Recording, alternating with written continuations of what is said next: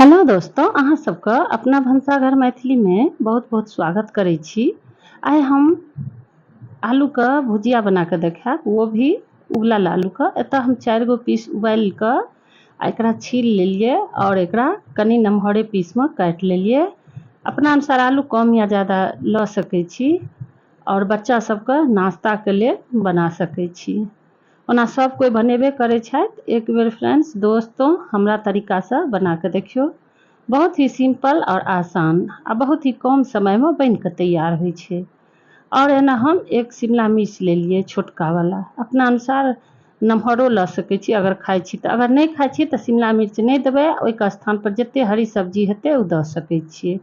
एना लोहिया गरम भऽ गेलै, एहिमे 1 चम्मच बराबर सरसों के तेल दऽ देलिए और एहिमे जीरा दऽ देलिए।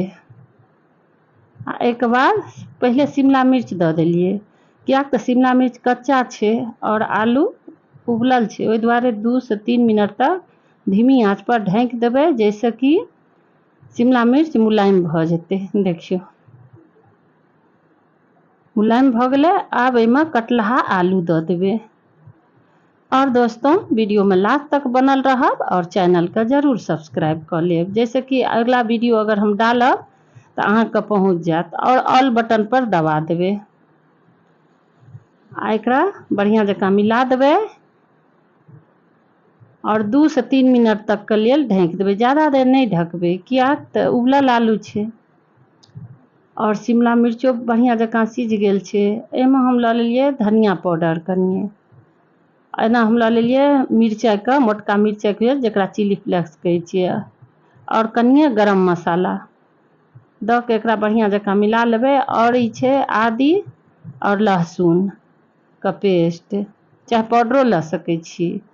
और एना मिरचाई दऽ देलिए। अगर बच्चा के तीखा नहीं पसंद छै तऽ बिना मिरचाइयो का बना सकै छी। आ एक बाद एक रत्ती हम दऽ देलिए अमचूर पाउडर और ई जीर मरीच का पाउडर दऽ कऽ बढ़िया जकाँ मिला लेबै। और ई बनबै में टाइम नहीं लगै छै। देखिए आ बहुत नीक बन के तैयार भऽ गेलै। और लास्ट में हम हल्दी दऽ देलिए और नमक, कियाक तऽ शुरू में अगर हल्दी दैतियै भुजैते तऽ हल्का कालापन आबि जाइ छै।